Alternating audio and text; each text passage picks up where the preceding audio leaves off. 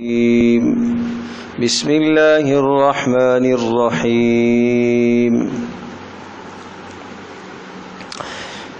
یا ایہا الذین آمنوا لا تأکلوا اموالکم بینکم بالباطل الا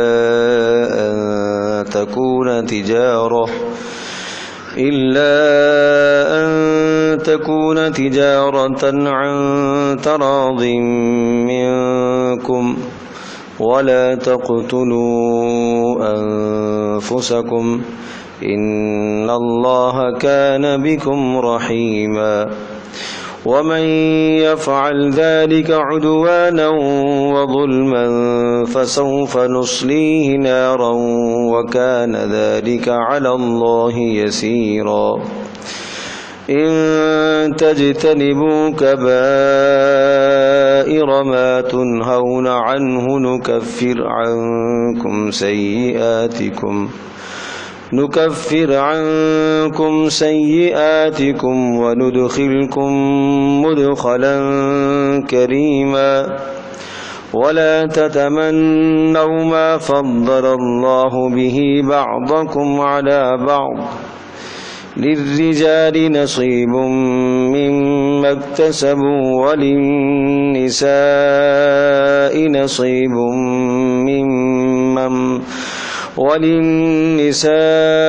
نصيب مما اكتسبن واسألوا الله من فضله إن الله كان بكل شيء عليما ولكل جعلنا موالي مما ترك الوالدان والأقربون والذين عقدت أيمانكم فآتوهم نصيبهم إن الله كان على كل شيء شهيدا الرجال قوامون على النساء بما فضل الله بعضهم على بعض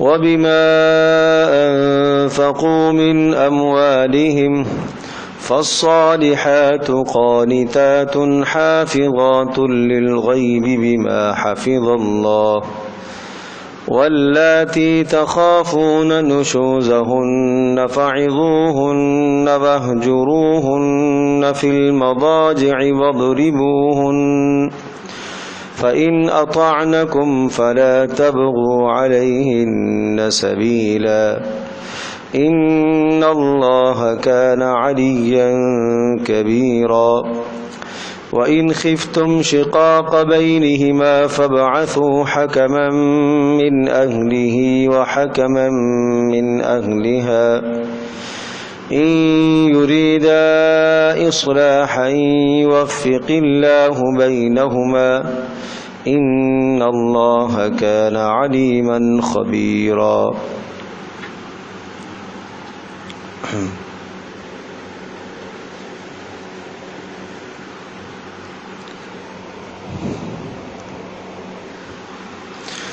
لا الہ الا اللہ وحدہ لا شریک لہ۔ سورۃ النساء میں احکامات کا بیان چل رہا تھا اور یہاں تک ایک ربع میں اللہ تبارک و تعالیٰ کے جو احکامات کا بیان تھا اس میں یتیموں کے حقوق، عورتوں کے حقوق اور میراث کے مسائل اور احکام، اور اسی طرح سے نکاح کے احکام اور مسائل، اور اس کے بعد مالی حقوق اور مال کے متعلق چند مسائل کو اللہ پاک نے ذکر فرمایا۔ چونکہ انسان کی زندگی میں اموال کی ضرورت پڑتی ہے اور اس جہان میں انسان زندگی گزارنے کے لیے مال کا محتاج ہے اور مال انسان کی ضرورت ہے، جس طرح سے ہر مرد کو اس دنیا میں زندگی گزارنے کے لیے عورت کی طرف احتیاج اس کے اندر رکھی گئی ہے، اور ہر عورت زندگی گزارنے میں وہ مرد کی محتاج ہے، اسی طرح سے ہر مرد اور ہر عورت اس جہان میں زندگی گزارنے کے لیے مال کی طرف محتاج ہے۔ لیکن مسلمان کو مال کے معاملے میں اللہ تبارک تعالیٰ نے آزاد نہیں چھوڑا۔ جس طرح سے عورت سے تعلق قائم کرنے میں اور عورت کو مرد سے تعلق قائم کرنے میں آزادی نہیں دی گئی، دونوں کی خواہشات کی رعایت تو بھرپور رکھی گئی، لیکن اس طرح آزاد نہیں چھوڑا گیا کہ جس طرح سے چاہیں ایک دوسرے کے ساتھ تعلق قائم کریں تاکہ انسانی معاشرہ مٹ جائے اور انسانی معاشرہ تباہ ہو جائے اور انسانوں اور حیوانوں میں کوئی فرق نہ رہے، اس طرح سے اللہ تبارک تعالیٰ نے احکام نہیں بتائے، بلکہ ایسے احکامات دیے کہ جن احکامات پر عمل کرنے کی وجہ سے معاشرے میں پاک دامنی پیدا ہو۔ اسی طرح سے مالی حقوق بھی ذکر فرمائے کہ مال کے معاملے میں بھی ہمیں آزاد نہیں چھوڑا، کچھ پابندیاں عائد فرمائیں۔ جو آدمی مال جتنا کمائے، جائز اور حلال طریقے سے جتنا مال کمائے، وہ منع نہیں ہے، وہ رکاوٹ نہیں ہے، لیکن کچھ حرام اور ناجائز صورتیں ہیں، ان صورتوں سے منع فرمایا۔ اور وہ منع اس لیے کیا کہ چونکہ انسان کی عبادت کا بہت بڑا دار و مدار حلال مال پر ہے، انسان اگر حلال مال نہ کھائے اور حرام مال پیٹ میں ڈالتا ہے تو اس کی ساری عبادت اور بندگی تباہ ہو جاتی ہے، تو اس لیے مال کے متعلق بھی احکام سنائے۔ یا ایھا الذین آمنوا، اے ایمان والو، لا تأکلوا اموالکم بینکم بالباطل، لا تأکلوا اموالکم، مت کھاؤ مالوں کو اپنے درمیان میں، ایک دوسرے کے مالوں کو مت کھاؤ، بالباطل، ناحق طریقے سے، ناجائز طریقے سے ایک دوسرے کے مالوں کو مت کھاؤ۔ ناجائز طریقے سے ایک دوسرے کے مالوں کو کھانا، کسی کا مال خیانت سے حاصل کرنا، یہ ناحق ہے، یہ ناجائز ہے۔ کسی کا مال جھوٹ بول کر حاصل کرنا، یہ حق ہے، ناجائز طریقہ اور ناحق ہے۔ کسی کے مال پر ڈاکہ ڈالنا، یہ ناجائز اور ناحق طریقہ ہے۔ اور اسی طرح سے سود کے ذریعے سے مال کو حاصل کرنا، یہ بھی ناحق اور ناجائز طریقہ ہے۔ جوئے کے ذریعے سے مال کو حاصل کرنا، یہ بھی ناحق اور ناجائز طریقہ ہے۔ اور اس سے پہلے چونکہ یتیموں کے اور خواتین کے احکام بیان تھے، لہذا یتیموں کا مال کھانا یہ بھی ناحق اور ناجائز ہے۔ اسی طرح سے عورتوں کا مال کھانا، یعنی عورتوں کا مہر دبا دینا اور اسے نہ دینا عورت کو، یہ بھی ناجائز اور ناحق ہے۔ اور اسی طرح سے میراث میں بیٹیوں کو حصہ نہ دینا، بہنوں کو حصہ نہ دینا، یہ بھی ناحق اور ناجائز ہے۔ تو اس لیے فرمایا لا تأکلوا اموالکم بینکم بالباطل، ناحق طریقے سے ایک دوسرے کے مالوں کو مت ہڑپ کیا کرو، مت کھایا کرو۔ ہاں الا ان تکون تجارتا عن تراض منکم، ہاں اگر باہمی تجارت ہو اور باہمی رضامندی ہو، دو آدمی آپس میں لین دین کر رہے ہیں اور وہ دونوں کے دونوں اس لین دین پر خوش بھی ہیں، راضی بھی ہیں، اس تجارت پر، اس معاملے پر جو خرید فروخت کا باہمی معاملہ کیا ہے اس معاملے پر راضی ہیں، تو اس آدمی نے دوسرے سے مال اٹھایا اور اس مال کے بدلے میں اسے پیسہ دیا، اس کے عوض میں اسے پیسہ دیا، تو اب یہ پیسہ اس شخص کے لیے حلال ہے۔ یہاں عن ترازن کے لفظ سے ایک بات سمجھ میں آ رہی ہے کہ باہمی رضامندی ہو۔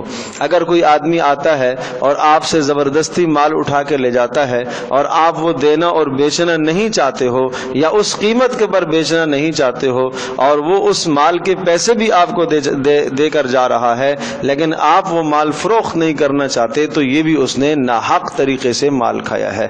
یعنی خرید فروخت کے معاملات میں بھی باہمی رضامندی کا ہونا ضروری ہے۔ اگر باہمی رضامندی نہیں ہے، آپس میں رضامندی اور خوشی نہیں ہے، تو پھر یہ کوئی عقد قائم نہیں ہوتا۔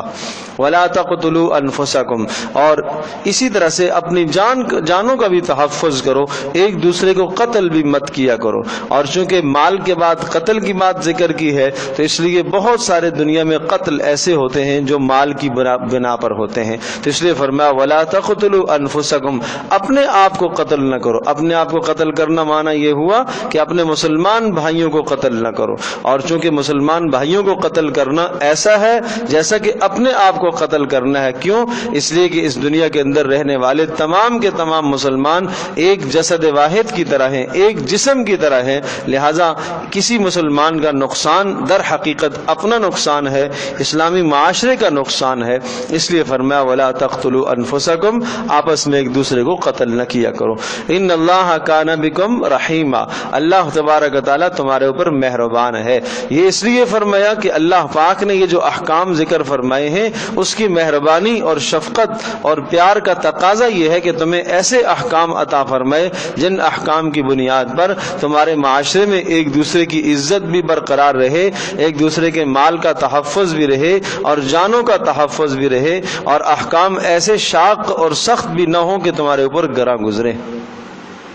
ومن يفعل ذلك عدوانا وظلما فسوف نصليه نارا وكان ذلك على الله يسيرا، اور یہ مذکورہ گناہوں میں سے کوئی بھی شخص اگر یہ گناہ کرتا ہے، ومن يفعل ذلك، اور جو آدمی یہ کام کر لیتا ہے، کیا مطلب؟ ناحق طریقے سے مال کھا لیتا ہے، ناحق طریقے سے کسی کو قتل کرتا ہے، بلا وجہ کسی کی جان اور کسی کی عزت کو پامال کرتا ہے، ومن يفعل ذلك عدوانا، جس شخص نے یہ کام کیا ظلم کرتے ہوئے، زیادتی کرتے ہوئے، ظلم کرتے ہوئے، فسوف نصلیہ نارا، ہم ان قریب اس کو جہنم میں ڈالیں گے، وکان ذلک علی اللہ یسیرا، اور یہ اللہ تبارک تعالیٰ کے لیے بہت آسان ہے، یعنی جہنم میں ڈالنا اور سزاؤں کے فیصلے کرنا اللہ کے لیے کوئی مشکل نہیں ہے۔ ان تجتنبوا کبائر ما تنہون عنہ نکفر عنکم سیئاتکم وندخلکم مدخلا کریما۔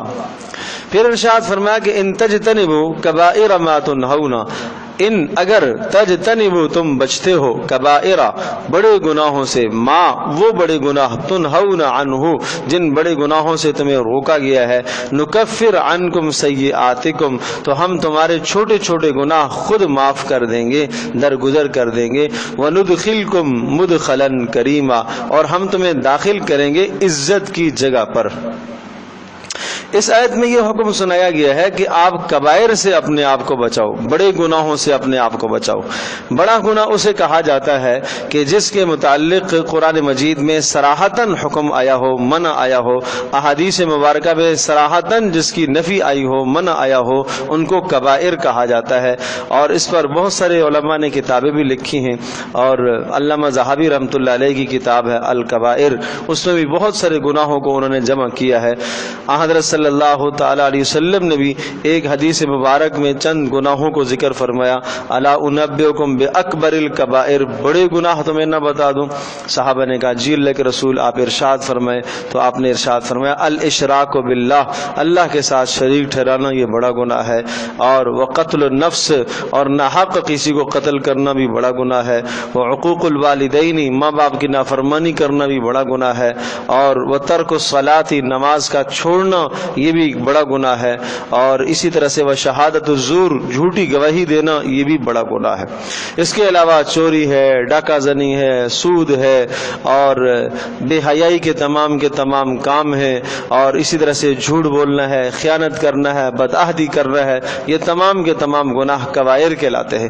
ان کبائر سے اپنے آپ کو بچایا کرو۔ اور آج کل ہمارے معاشرے میں کتنے کبائر ہیں، اور جن کو ہم کبیرہ سمجھتے ہی نہیں ہیں، اور جن کو بڑا گناہ سمجھا ہی نہیں جاتا۔ جھوٹ کو کوئی گناہ ہی نہیں سمجھتا، بددیانتی کو کوئی گناہ ہی نہیں سمجھتا، خیانت کو کوئی گناہ ہی نہیں سمجھتا، بے حیائی کے تمام کاموں کو کوئی گناہ ہی نہیں سمجھتا۔ یہ تمام کے تمام گناہ ہیں۔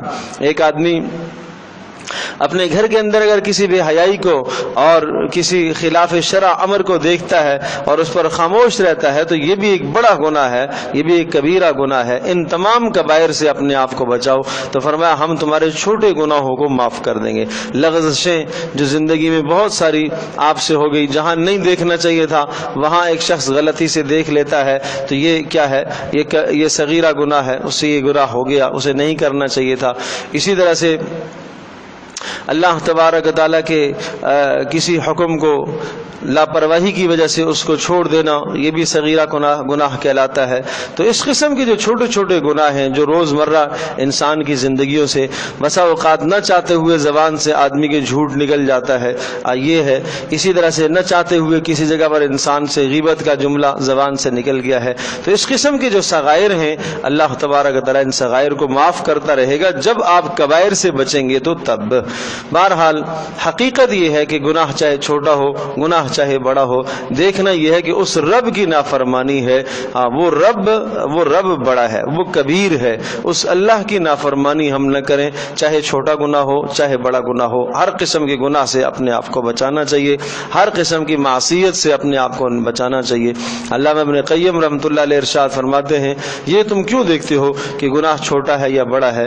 یہ دیکھو کہ کس کی نافرمانی تم کر رہے ہو، اس اللہ کی نافرمانی، اس بڑی ذات کی نافرمانی کر رہے ہو۔ اور ارشاد فرمایا گناہ چھوٹا ہو یا بڑا ہو اس کی مثال ایسے ہی ہے جیسا کہ زہر تھوڑا ہے یا زیادہ ہے، زخم کم ہے یا زیادہ ہے، زخم تو زخم ہے، بچھو چھوٹا ہے یا بچھو بڑا ہے، مضر چیز تو مضر ہے، کیوں نقصان کرتے ہو اپنا آپ؟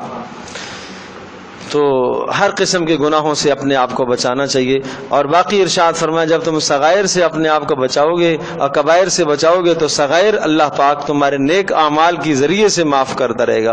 جیسا کہ انسان وضو کرتا ہے تو چہرے کے گناہ دھلتے ہیں، ہاتھوں کے گناہ دھل جاتے ہیں، مسح کرتا ہے تو سر کے گناہ انسان کے صاف ہو جاتے ہیں، پیر دھوتا ہے تو پیروں کے گناہ دھل جاتے ہیں۔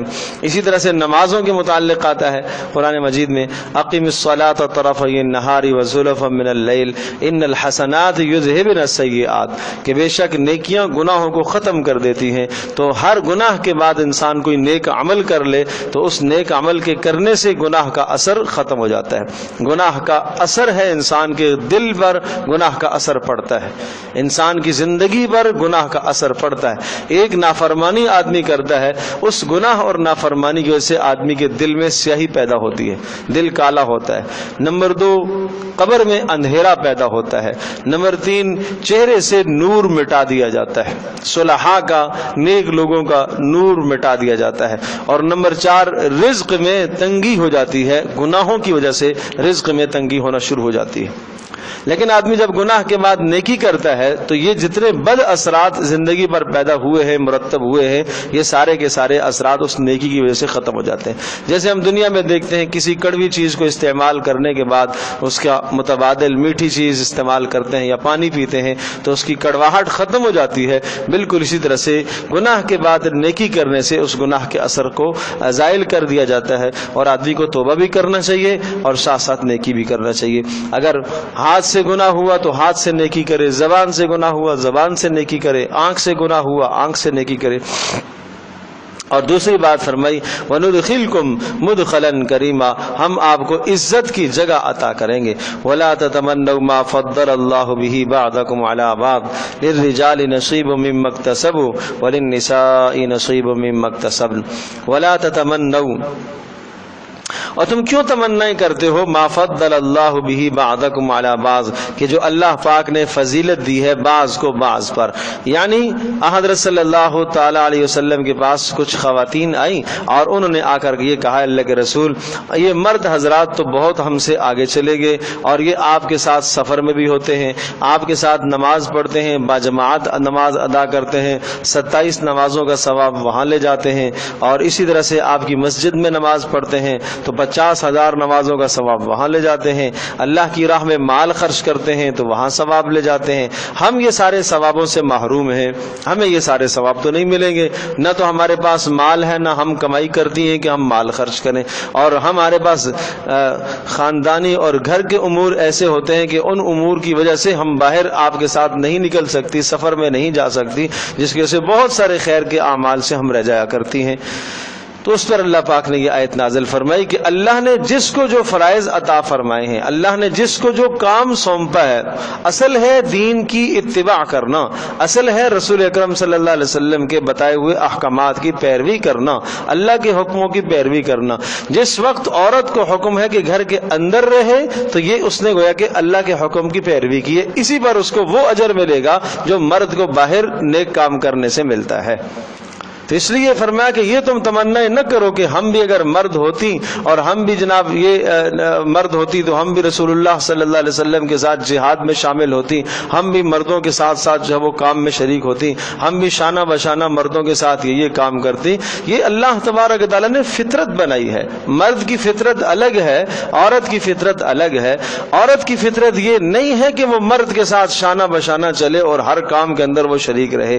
اللہ پاک نے عورت کو جو گھر کے اندر کی ذمہ داری دی ہے وہ اس کی ذمہ داری ہے، اور مرد کا کام باہر کے معاملات کو دیکھنا ہے۔ ہر ایک کی صنف، ہر ایک کی قسم، ہر ایک کی تخلیق میں جب فرق ہے تو اسی طرح سے ہر ایک کی تربیت میں، ہر ایک کی تعلیم میں، ہر ایک کے فرائض میں الگ الگ فرق ہے۔ مرد کے الگ فرائض ہیں، عورت کے الگ فرائض ہیں۔ عورت کے کام آگے بتائے گئے ہیں کہ عورت کی کیا ذمہ داریاں ہیں، مرد کی کیا ذمہ داریاں ہیں۔ دونوں کی ذمہ داریوں کو اللہ پاک نے متعین اور مقرر فرمایا ہے۔ وَلَا تَتَمَنَّوْا، اور مت تمنائیں کیا کرو، مَا فَضَّلَ اللَّهُ بِهِ، مَا فَضَّلَ اللَّهُ، اس چیز کی کہ جو اللہ پاک نے تم میں سے بعض کو بعض پر فضیلت دی، کہ مردوں کو اللہ پاک نے عورتوں پر فضیلت دی۔ لِلرِّجَالِ نَصِيبٌ، مردوں کو وہ حصہ ملے گا، مِمَّا اكْتَسَبُوا، جو انہوں نے کمایا، جو مردوں نے محنت کی اس کا وہ ثواب پائیں گے۔ مردوں نے محنت کی، اگر رسول پاک صلی اللہ علیہ وسلم کے ساتھ نکل کر میدان میں نکلے، اور اللہ پاک نے اس پر مردوں کو اجر دینا ہے، اور مردوں نے اگر مسجد میں اگر باجماعت نماز ادا کی اس پر اللہ پاک نے مردوں کو اجر دینا ہے۔ مردوں نے مال خرچ کیا، اس مال خرچ کرنے پر اللہ پاک نے مردوں کو اجر دینا ہے۔ وَلِلنِّسَاءِ نَصِيبٌ مِّمَّا اكْتَسَبْنَ، اور عورتوں کے لیے بھی ثواب ہے، مِّمَّا اكْتَسَبْنَ، جو انہوں نے کمایا۔ عورتیں گھر کے اندر رہ کر ثواب کماتی ہیں، چنانچہ گھر کے اندر رہ کر جو مشقتیں برداشت کرتی ہیں اور بچہ جننے کی جو مشقت عورت برداشت کرتی ہے، اس پر اسے اجر ہے، اس پر اسے ثواب دیا جا رہا ہے۔ اور اسی طرح سے اپنے بچوں کی جو تربیت کرتی ہے اس پر اسے ثواب دیا جا رہا ہے، اور اپنے شوہر کے مال کی نگہداشت کرتی ہے اس پر اسے ثواب اور اجر دیا جا رہا ہے۔ اور اسی طرح سے گھر کے امور کو جو انجام دیتی ہے اور گھر کی نگہداشت کرتی ہے، شوہر کی ضروریات کو پورا کرتی ہے، اس پر اسے اجر دیا جا رہا ہے۔ تو ہر ایک کے علیحدہ علیحدہ کام ہے۔ یہ یوں سمجھیے کہ ایک جماعت ہے اس دنیا کے اندر، نظام بنانے کی ایک جماعت ہے، ایک گھر کے اندر بھی ایک جماعت ہے۔ اب 4 افراد ہیں، اگر ایک آدمی کو الگ کام دیا گیا، دوسرے کو الگ کام دیا گیا، تیسرے کو الگ کام کیا گیا، اب ہر آدمی یہ کہے کہ جو کام اسے دیا ہے وہ مجھے کیوں نہیں دیا، مجھے جو کام دیا ہے یہ اس کو کیوں نہیں دیا، تو بھائی ہر ایک کی الگ الگ ذمہ داریاں ہیں۔ وَاسْأَلُ اللَّهَ مِنْ فَضْلِهِ، ہاں اس محنت کے کرنے کے بعد اللہ تبارک تعالیٰ سے اس کا فضل مانگا کرو کہ اللہ پاک آخرت میں اپنے فضل سے تمہیں اجر دے گا۔ ان اللہ کان بکل شیء علیما، اللہ تبارک تعالی ہر شے کو جاننے والا ہے۔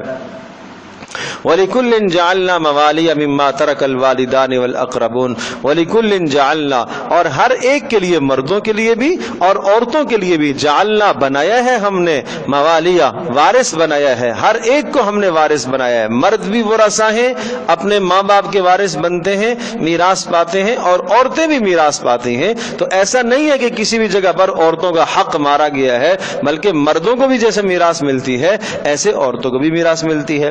وَلِكُلٍّ جَعَلْنَا، اور ہر ایک کے لیے یعنی مردوں کے لیے بھی اور عورتوں کے لیے بھی، جعلنا مقرر کر دیا ہم نے، موالیہ میراث کے، یعنی ان کو وارث بنایا ہے، مما ترک الوالدان والاقربون، اس مال میں ہم نے وارث بنایا ہے جو ماں باپ نے چھوڑا ہے اور قرابت داروں نے چھوڑا ہے۔ والذین عقدت ایمانکم فآتوہم نصیبہم، والذین عقدت ایمانکم، اور وہ لوگ کہ جن لوگوں کو تمہاری قسموں نے مقرر کر لیا ہے، فآتوہم نصیبہم، ان کو بھی حصے دیا کرو۔ یہ کیا چیز ہے؟ اس کو کہتے ہیں موال الموال۔ یہ زمانے جاہلیت میں ایک طریقہ کار ہوتا تھا اور اسلام نے اس کو برقرار رکھا۔ وہ یہ ہوتا تھا کہ 2 آدمی آپس میں مل جاتے اور وہ دونوں آپس میں دوستی کر لیتے، 2 خاندان آپس میں مل جاتے، وہ آپس میں دوستی کر لیتے، یا 2 فرد آپس میں مل جاتے اور دوستی کر لیتے۔ اور اس دوستی میں یہ بات طے ہوتی تھی کہ اگر آپ کے اوپر کوئی پریشانی آئی تو اس پریشانی کا میں بھی آپ کے ساتھ شریک رہوں گا، ذمہ دار ہوں، اور آپ میرے اوپر کوئی پریشانی آئی تو آپ بھی میرے ساتھ اس میں شامل رہیں گے۔ لہذا اگر کسی جگہ پر مجھے مال کی ضرورت پڑی ہے تو آپ میرے ساتھ تعاون کریں گے، آپ کو ضرورت پڑی ہے تو میں تعاون کروں گا، کسی نے آپ پر حملہ حملہ کیا تو میں دفاع کروں گا، میرے اوپر کسی نے کیا تو آپ دفاع کریں گے، یہ موال کا حصہ کہلاتا ہے۔ اس طرح سے یہ معاملات طے ہوتے تھے، اور پھر یہاں تک کہ جب موت ہو جاتی تھی ان دونوں میں سے کسی ایک کی تو دوسرا اس کے مال کا وارث بن جاتا تھا، اس لیے کہ زندگی میں ایک دوسرے کے ساتھ انہوں نے یہ معاملات طے کیے ہوئے تھے، تو لہٰذا اگر ان میں سے ایک آدمی مر گیا تو دوسرا اس کے سارے مال کا وارث بن جاتا تھا۔ جب میراث کے احکام نازل ہوئے تو اس کے بعد یہ بتایا کہ اب موال والا جو سلسلہ ہے اس سلسلے کو ختم کر دیا جائے گا، اب میراث ان کو ملے گی جو آپ کے حقیقت میں ورثاء ہے، نسبی جو ورثاء ہے، تو اس معاملے کو منسوخ کر دیا گیا۔ اب سوال یہاں پر یہ ہے کہ اگر کسی شخص کے ورثاء سرے سے ہیں ہی نہیں، اچھا ورثاء اصل میں 3 درجوں کے ہوتے ہیں، ایک ورثاء ہیں جو اصحاب الفروض کہلاتے ہیں، پیچھے چونکہ یہ تفصیل سے یہ بات آ چکی ہے، میں صرف اشارے سے اس کو دہراتا ہوں۔ اصحاب الفروض جن کا قرآن مجید میں حصہ مقرر کیا گیا ہے، یوصیکم اللہ فی اولادکم للذکر مثل حظ الانثیین، اولاد جو ہیں وہ اصحاب الفروض ہیں، شریعت نے ان کا حصہ مقرر کیا ہے۔ ماں باپ اصحاب الفروض ہیں، ان کا حصہ قرآن میں مقرر ہے۔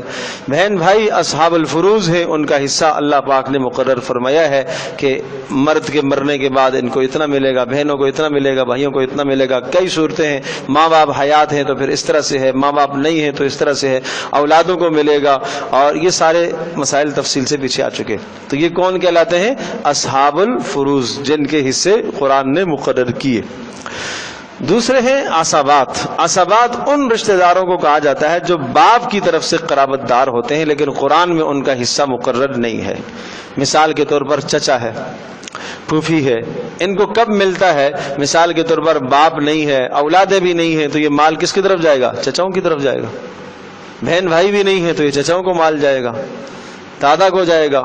باپ کے ہوتے ہوئے دادا کی طرف میراث منتقل نہیں ہوتی، بیٹے کے ہوتے ہوئے پوتے کی طرف میراث منتقل نہیں ہوتی، لیکن اگر بیٹا نہیں ہے تو پوتے کی طرف میراث جاتی ہے، باپ نہیں ہے تو دادا کی طرف میراث جاتی ہے۔ تو یہ کون کہلاتے ہیں؟ یہ عصبات کہلاتے ہیں کہ جو باپ کی طرف سے رشتے ہیں لیکن قرآن مجید میں ان کا حصہ مقرر اور متعین نہیں ہے، ان کو عصبات کہا جاتا ہے۔ اور تیسرے ہوتے ہیں ذوی الارحام۔ ذوی الارحام کہ قرآن مجید میں جن کے حصے مقرر نہیں ہیں، البتہ وہ رشتہ دار ہیں ماں کی جانب سے، ماموں ہیں، خالائیں ہیں۔ اب ظاہر سی بات ہے کہ جب کوئی بھی نہیں ہے، اس آدمی کا باپ بھی زندہ نہیں ہے، اس کی ماں بھی زندہ نہیں ہے، اس کے بہن بھائی بھی نہیں ہیں، ماموں ہیں، خالائیں ہیں، تو مال ان کی طرف منتقل ہو جاتا ہے۔ تو اول اصحاب الفروض کو ملتا ہے، اگر اصحاب الفروض نہ ہو یا ان سے بچے تو پھر عصبات کو جاتا ہے، اور عصبات سے جو بچ جاتا ہے یا وہ نہ ہو تو پھر ذوی الارحام کو جاتا ہے۔ اب مسئلہ یہ ہے کہ کسی شخص کے عصبات بھی نہیں ہیں اور اس کے عصبات بھی نہیں ہیں، اصحاب الفروض بھی نہیں ہیں، عصبات بھی نہیں ہیں، ذوی الارحام بھی نہیں ہیں، یہ تینوں کے تینوں رشتے نہیں ہیں اس کے، ٹھیک ہے جی۔ جن میں یعنی جن کے حصے قرآن میں مقرر ہیں ان میں سے کوئی بھی فرد نہیں ہے، اور باپ کا رشتہ دار بھی کوئی بھی نہیں ہے، ماں کا رشتہ دار بھی کوئی بھی نہیں ہے، لیکن اس کے موال موجود ہیں، موال الموال موجود ہیں کہ ایسے افراد ہیں کہ جن کے ساتھ اس نے یہ معاہدہ کیا ہوا تھا کہ زندگی میں آپ کے ہر معاملے میں شریک، آپ میرے ہر معاملے میں شریک۔ اب امام ابو حنیفہ رحمۃ اللہ علیہ فرماتے ہیں کہ اب میراث ان کی طرف منتقل ہو جائے گی۔ بات سمجھے جی؟ جب ذوی الارحام بھی نہیں ہیں، اصحاب الفروض بھی نہیں ہیں، عصبات بھی نہیں ہیں، تو پھر میراث کہاں جاتی ہے؟ موال کی طرف۔ امام حنیفہ رحمۃ اللہ علیہ فرماتے ہیں کہ پھر ان لوگوں کی طرف میراث جائے گی۔ البتہ امام شافعی رحمۃ اللہ علیہ اور دیگر ائمہ ارشاد فرماتے ہیں کہ پھر وہ مال جو ہوگا وہ میراث وہ بیت المال میں جاتی ہے اور تمام مسلمانوں میں صرف کر دی جائے گی اور تمام مسلمانوں پر تقسیم کر دی جائے گی۔ وَلِكُلٍّ جَعَلْنَا مَوَالِيَ مِمَّا تَرَكَ الْوَالِدَانِ وَالْأَقْرَبُونَ، اور ہر ایک کے لیے، مردوں اور عورتوں میں سے ہر ایک کے لیے میراث کا حصہ ہے جو ماں باپ نے اور قرابت داروں نے چھوڑا۔ وَالَّذِينَ عَقَدَتْ أَيْمَانُكُمْ، اور فرمایا کہ وہ لوگ کہ جن کا عقد کیا ہے، یعنی مطلب وَالَّذِينَ عَقَدَتْ أَيْمَانُكُمْ کہ تمہاری قسموں نے جن کو باندھ لیا ہے، وہی عہدوں آپس میں جو معاہدے کیے ہیں باندھ لیا ہے، فَآتُوهُمْ نَصِيبَهُمْ، ان کے حصے تم دیتے رہا کرو، اور ان کے حصے دیتے رہا کرو۔ عرض کیا کہ اس سے مراد مراد وہی ہے کہ جب اصحاب الفروض بھی نہیں ہیں اور ذوی الارحام بھی نہیں ہیں، عصبات بھی نہیں ہیں، تو پھر ان کو ان کے حصے دیا کرو۔ ان اللہ کان علی کل شیء شہیدا، اللہ تبارک و تعالی ہر شے پر گواہ ہے۔ الرجال قوامون علی النساء ما فضل اللہ بعضهم علی بعض، یہاں پر مرد کی ذمہ داریوں کو بیان فرمایا۔ یہ سورۃ النساء کے احکامات میں سے 14واں حکم ہے جس میں مرد اور عورت کی ذمہ داریوں کو اور ان کے فرائض کو متعین کیا گیا۔ پہلی بات تو یہ ذکر فرمائی کہ الرجال قوامون علی النساء، مرد جو ہیں قوامون وہ حاکم رہیں گے علی النساء، عورتوں پر، مرد حاکم رہے گا، یعنی اختیارات اللہ تبارک تعالیٰ نے مرد کو عطا فرمائے ہیں۔ حکومت گھر کی اللہ پاک نے مرد کو عطا فرمائی ہے کہ وہ جس طرح سے چاہے اپنے گھر کے بارے میں جو بہتر فیصلہ کرے۔ ہاں، اسے اس بات کا پابند کیا گیا، اسے اس بات کا حکم دیا گیا کہ وہ اپنے ماتحتوں سے، یہ گویا کہ گھر کی ایک رعایا ہے، اس کے ماتحت رہنے والے لوگ یہ اس کی رعایا ہیں اور یہ اپنے گھر کا ایک حاکم ہے، تو یہ اپنی رعایا کی رعایت رکھے اور ان سے مشاورت بھی طلب کرے، لیکن فیصلے کا اختیار اللہ پاک نے مرد کو عطا فرمایا ہے۔ اگر مرد عورت کے پوچھے بغیر کوئی فیصلہ کر لیتا ہے گھر کا، تو عورت کو یہ حق نہیں پہنچتا کہ وہ اس کے ساتھ رجنا شروع کرے اور اس کو ڈانٹ ڈپٹ کرے کہ یہ آپ نے فیصلہ کیوں کیا۔ مشاورت کرے، کرنا چاہیے اسے، اگر بغیر مشاورت بغیر اطلاع کے کوئی فیصلہ کرے تو بہرحال وہ گھر کا حاکم ہے، وہ گھر کا حکمران ہے، اسے فیصلہ کرنے کا اختیار ہے۔ عورت اس فیصلے میں کسی بھی قسم کا جو ہے وہ اعتراض نہ کرے۔ الرجال قوامون علی النساء، فرمایا مرد وہ عورتوں پر حکمران رہیں گے، حاکم رہیں گے، کیوں؟ بما فضل اللہ بعضهم علی بعض، بس سبب اس کے کہ اللہ نے فضیلت دی ہے بعض کو بعض پر۔ پہلی بات تو یہ کہ اللہ پاک نے مرد کو فضیلت دی ہے عورت پر۔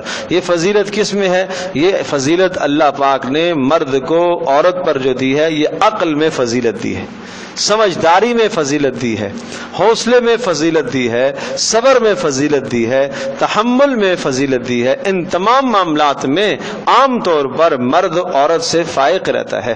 مرد کو اللہ تبارک تعالیٰ نے سمجھ بھی زیادہ دی، اللہ پاک نے عقل بھی زیادہ دی، تحمل بھی زیادہ دیا، صبر بھی اللہ پاک نے زیادہ دیا، برداشت کا مادہ بھی اللہ پاک نے زیادہ دیا۔ تو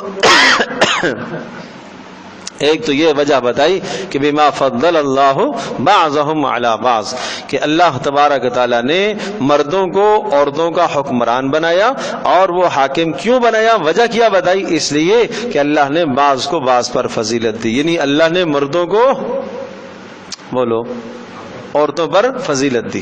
کس چیز میں فضیلت دی ہے؟ عقل میں فضیلت دی ہے، صبر میں فضیلت دی ہے، تحمل میں فضیلت دی ہے، شجاعت اور بہادری میں فضیلت دی ہے، بہت ساری چیزوں کے اندر کمالات میں اللہ پاک نے، قوت اور طاقت میں فضیلت دی ہے۔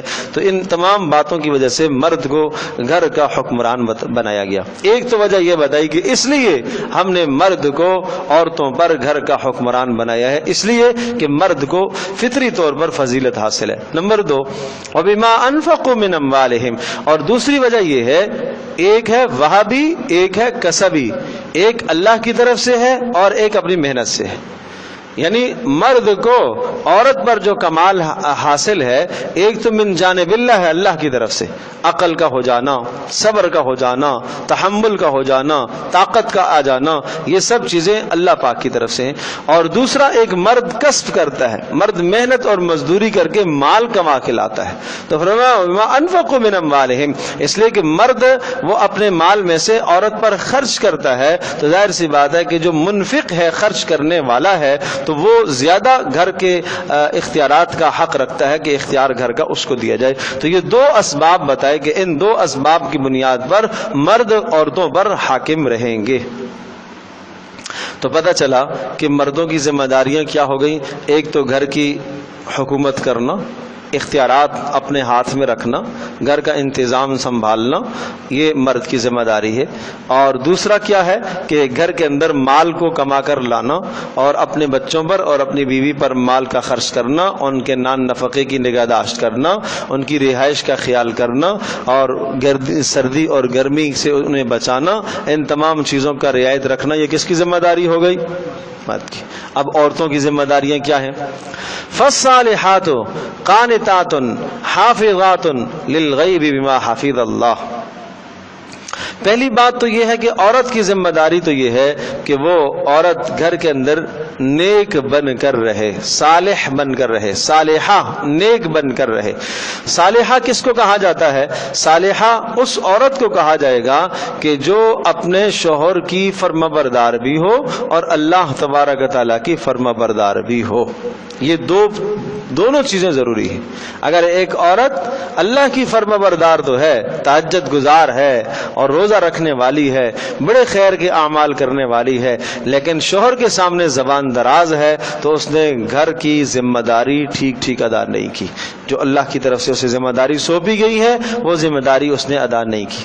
ایک عورت جو ہے وہ اپنے شوہر کے ہر معاملے میں اس کے سامنے جو ہے وہ جی حضور کرتی ہے اور اس کا حق مکمل ادا کرتی ہے، اور شوہر بھی مکمل طور پر اس سے خوش ہے، لیکن یہ نماز کی خود پابند نہیں ہے، خود نیکی کی پابند نہیں ہے، گناہ اس کی زندگی میں موجود ہے، تو گویا کہ جو فرض منصبی اس کو دیا گیا تھا اس فرض منصبی سے یہ غافل ہے۔ تو یہ دونوں چیزیں ہونا ضروری ہے۔ صالحہ عورت اس کو کہا جائے گا کہ جو اپنے رب کی بھی اطاعت کرے، اپنے شوہر کی بھی اطاعت کرے۔ حدیث پاک میں آتا ہے کہ وہ عورت من صلت خمسہا وصامت شہرا واطاعت بعلہا، کہ وہ عورت جو 5 نمازوں کی پابندی کرے، رمضان کے روزے رکھے، اپنے شوہر کی اطاعت کرے، دخلت من ای باب الجنت شاءت، جس سے چاہے جنت کے دروازے سے داخل ہو جائے، جس جنت کے دروازے سے چاہے داخل، سارے اس کے لیے کھلے۔ تو یہ جنت کے دروازوں کا کھلنا دونوں بنیادوں پر ہے کہ شوہر کی بھی اطاعت کرے، اللہ کی بھی اطاعت کرے، صرف ایک پر نہیں۔ تو یہ پہلا فرض منصبی ہے عورت کا کہ وہ صالحہ بنے۔ اچھا، جب یہ صالحہ بنے گی، یہ نیک اس طرح سے رہے گی، اللہ کے حقوق بھی ادا کرے گی اور اپنے شوہر کے حقوق بھی ادا کرے گی، تو اس کا ظاہری اور لازمی طور پر نتیجہ اور فائدہ یہ نکلے گا کہ جب اس عورت کے بچے اس کو دیکھیں گے نیک عمل کرتا ہوا، تو بچے بھی فرما بردار بنیں گے، بچے بھی اللہ پاک کے فرما بردار بنیں۔ اور جب بچیاں اس کو دیکھیں گی کہ یہ بچیاں دیکھیں گی کہ ہماری ماں ہمارے باپ کے سامنے کس طرح سے مطیع اور فرما بردار بن کر رہتی ہے اور ہر بات مان کر چلتی ہے، تو اس سے نتیجہ یہ نکلے گا کہ بچیوں کے اندر بھی اپنے شوہروں کے متعلق وفاداری کے جذبات پیدا ہوں گے۔ جب وہ کل ان کو ہم گھر سے رخصت کریں گے تو وہ بھی آگے شوہروں کی فرما بردار بن کر رہیں گی اور اللہ تبارک تعالیٰ کی فرما بردار بن کر رہیں گی۔ تو فالصالحات میں دونوں باتیں آ گئیں۔ نمبر 2، قانتاتن کا معنی انتہائی تواضع والی زندگی گزاریں، عاجزی والی زندگی گزاریں، کسر والی زندگی گزاریں اور قناعت پسندی والی زندگی گزاریں کہ گھر کے اندر جس قسم کا مال مل جاتا ہے، ضرورت جیسی پوری ہو جاتی ہے اس پر اکتفا کر لیں، اس پر تواضع انکساری کر لیں، اس پر وہ اکتفا کر لیں، قناعت کر لیں۔ شوہروں سے بے جا مطالبات نہ کریں، جو شوہر کی حیثیت سے زیادہ کا مطالبہ ہے وہ مطالبہ ہرگز نہ کرے۔ ہاں، شوہر کی ذمہ داری ہے، چونکہ وہ نکاح کر کے اس کو لے کر آیا ہے، شوہر کی ذمہ داری ہے کہ وہ اس کو گھر دے۔ اگر گھر نہیں دے سکتا تو کم از کم ایک کمرہ ضرور دے، ایک کمرہ الگ باتھ روم اور الگ کچن کے ساتھ اس کو ایک کمرہ دے، وہ اس کا حق ہے۔ اور اسی طرح سے اس کے کپڑے کا اہتمام کرے اور اس کے کھانے کا اہتمام کرے، جیسے خود کھاتا ہے ایسے کھلائے، جس قسم کا کپڑا اور جتنی قیمت کا خود پہنتا ہے ایسا اس کو پہنائے۔ یہ مرد کی ذمہ داریاں ہیں، تو جتنی اس کی حیثیت ہے اسی حیثیت کے مطابق وہ خرچ کرے۔ اور تیسری ذمہ داری یہ بتائی کہ حافظات للغیب بما حافظ اللہ، حافظات عورتیں حفاظت کرنے والیاں ہوا کرتی ہیں۔ یہ حفاظت یہ عورت کا تیسرا فرض منصبی ہے گھر کی زندگی کا۔ کس کی حفاظت کریں؟ نمبر 1، شوہر کے مال کی حفاظت کریں۔ نمبر 2، اپنی عزت کی حفاظت کریں، شوہر کی غیر موجودگی میں اپنی عزت کی حفاظت کریں۔ ایسے فرد کو گھر میں نہ آنے دیں جن کا آنا شوہر کو ناگوار گزرتا ہو، جن کا آنا شوہر کو ناگوار گزرتا ہو۔ ایسے شخص کو گھر میں آنے کی اجازت نہ دیں، ایسے شخص کو شوہر کے بستر پر نہ بیٹھائیں کہ جن کا آنا شوہر کو یا وہاں بیٹھنا شوہر کو کے لیے ناگوار گزرتا ہو۔ یہ حفاظت کے اندر شامل ہے۔ اسی طرح سے شوہر کے بچوں کی حفاظت کرنا، شوہر کے رازوں کی حفاظت کرنا، یہ نہ ہو کہ جناب یہاں کی باتیں میکے لے کے جانا، وہاں کی باتیں یہاں لا کے اور لگائی بجائی اور بیچ میں ایک دنگا اور فساد اور لڑائی اور جھگڑے کرا دیے، یہ حفاظت کے خلاف ہے۔ جو عورت ایسا کرتی ہے تو یہ فرض منصبی سے گویا کہ غافل ہے۔ تو اس لیے یہ تین بڑی اہم ذمہ داریاں عورت کی ذکر کی گئی ہے کہ صالحہ بن کر رہے، قانتہ بن کر رہے اور حافظہ حفاظت کرنے والی ہو۔ للغیب بما حفظ اللہ، جب شوہر گھر میں موجود نہ ہو اس کی غیر موجودگی میں حفاظت کرے، بما حفظ اللہ، بس سبب اس کے کہ اللہ تبارک تعالیٰ نے اس کو حفاظت کی ذمہ داری دی ہے۔ اور وہ حفاظت کی ذمہ داری کیسے دی ہے کہ اللہ تبارک تعالیٰ نے جب شوہر نے اسے مہر دیا اور عقد نکاح میں لے کر آیا اور اسی طرح سے اس کے اوپر نفقہ خرچ کر رہا ہے، تو یہ جب یہ کر رہا، یہ مرد کی ذمہ داری، اور یہ مرد کی ذمہ داری اس کے بدلے میں، اس کے عوض میں عورت کی ذمہ داری ہے کہ وہ گھر کے یہ تمام کام کرے۔ واللاتی تخافون نشوزہن فعظوہن، واللاتی تخافون نشوزہن، اور فرمایا کہ وہ عورتیں تخافون، جو تمہیں ڈر ہو، خطرہ ہو، نشوزہن، ان کی نافرمانی کا۔ یہاں سے عورت کی اصلاح کے طریقے ذکر کیے ہیں، بڑی اہم باتیں ہیں اور یہ مردوں کے لیے خاص طور پر۔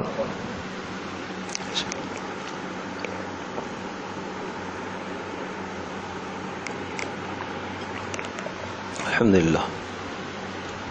واللاتی تخافون نشوزہن، واللاتی، اور وہ عورتیں، تخافون، کہ تمہیں ڈر لگتا ہو، خوف آتا ہو، نشوزہن، ان کی نافرمانی کا، یہ تم سے تمہاری نافرمان بن رہی ہیں، یا تم محسوس کر رہے ہو کہ ان کے اندر کسی قسم کی اکڑ مزاجی پائی جا رہی ہے، بدخوئی ان کے اندر پائی جا رہی ہے، بد مزاجی پائی جا رہی ہے، اور زبان کی تیزی اگر ان کے اندر آ رہی ہے، اور وہ شوہر کی نافرمان بن رہی ہے، اللہ کی نافرمان بن رہی ہے، اگر اس قسم کی باتیں تم اپنے گھروں میں محسوس کرنے لگو تو کیا طریقہ ہے اس کا ازالہ؟ یوں کرو، فعظوہن، پہلے سمجھاؤ ان کو، پیار سے، محبت سے، اخلاق سے ان کو سمجھاؤ۔ فعظوہن، واعظ کرو، اور واعظ کا مطلب ہوتا ہے صرف زبان سے سمجھانا، اور واعظ وہ ہوتا ہے جو دلوں کو نرم کیا کرتا ہے۔ واعظ اسی کو کہا جاتا ہے جس سے آدمی کے دل نرم ہوتے ہیں۔ واعظ میں ڈانٹ ڈپٹ نہیں ہوتی ہے، واعظ کے اندر جو نا سختی نہیں ہوتی ہے، اور واعظ کے اندر طنز نہیں ہوتا ہے۔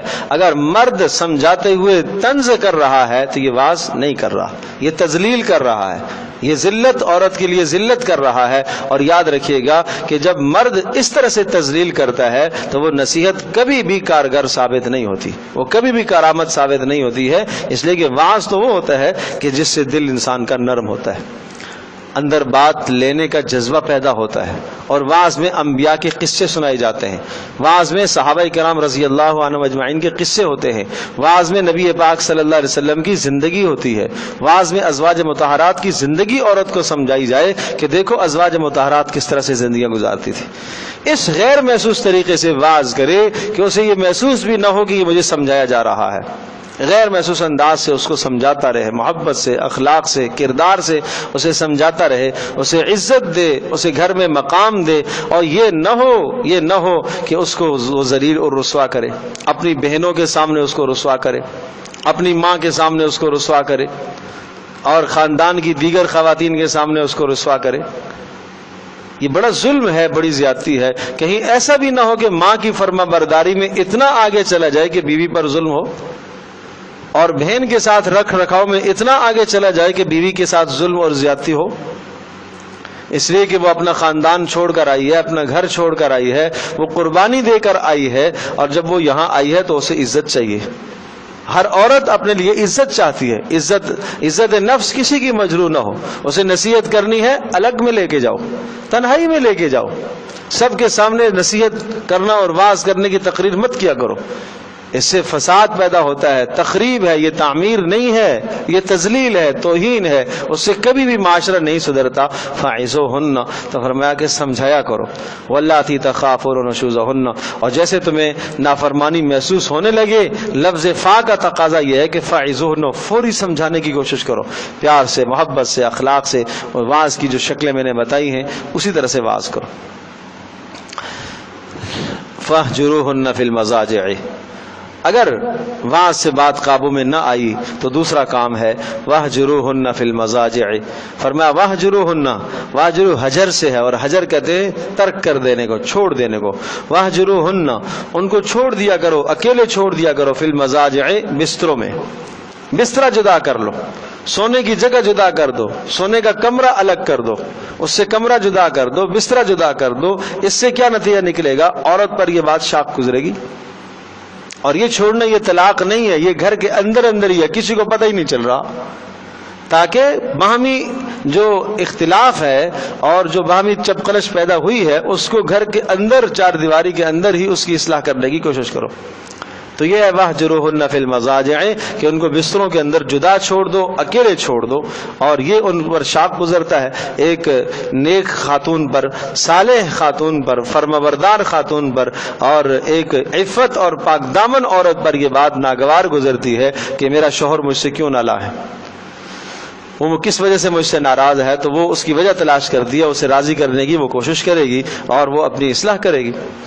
یہ دو طریقے ہیں۔ اگر یہ دو نسخے بھی کارآمد ثابت نہ ہوئے تو تیسرا نسخہ ہے وَاضْرِبُوهُنَّ، پھر مناسب ضرب اور مناسب سزا دو۔ سزا دینے کی اجازت دی ہے لیکن اس کی حوصلہ افزائی نہیں کی گئی ہے۔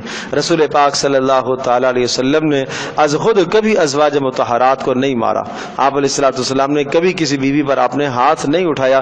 اجازت کا دے دینا ایک الگ ہے، بامر مجبوری اگر کوئی شوہر ہاتھ اٹھاتا ہے اپنی بیوی پر تو اس کے لیے بھی پابندیاں عائد کی گئی ہیں احادیث مبارکہ میں کہ وہ ایسی ضرب نہ کرے، ایسی مار نہ لگائے جس سے ہڈی ٹوٹ جائے، ایسی مار نہ لگائے جس سے زخم نظر آئے، ایسی مار نہ لگائے کہ جو چہرے پر ہو، ایسی مار نہ ہو جو نازک حصوں پر ہو، نازک مقام پر ہو۔ کوئی مناسب ایک آدھ کوئی تھپڑ لگا دے، کوئی مناسب جو ہے ہلکی پھلکی اگر کوئی ڈنڈی ہے تو اس ڈنڈی سے کوئی مناسب۔ عبداللہ ابن مسعود رضی اللہ تعالی ارشاد فرماتے ہیں کہ کوئی کپڑا اور رومال لپیٹ کر اس سے مار لے، یہ ہے بتایا۔ تو بڑے ڈنڈوں سے اور ایسی کٹائی نہ ہو جس طرح سے آدمی باہر روڈ پر کسی سے لڑ رہا ہے، یہ تو سراسر غلط ہے۔ بعض علاقوں کے اندر اس قسم کی چیزوں کو سنا جاتا ہے، دیکھا جاتا ہے، اور بے حد درجے کی مار، بے حد درجے کی مار کہ ناک سے بھی خون بہنا شروع ہوا اور جناب زخم ہو گئے اور پھر اسے پٹیاں کرائی جا رہی ہیں۔ بڑا ظلم ہے یہ معاشرے میں، بعض علاقوں کے اندر یہ بڑا ظلم ہے۔ اس ظلم سے اپنے معاشرے کو پاک کیا جائے، بچایا جائے۔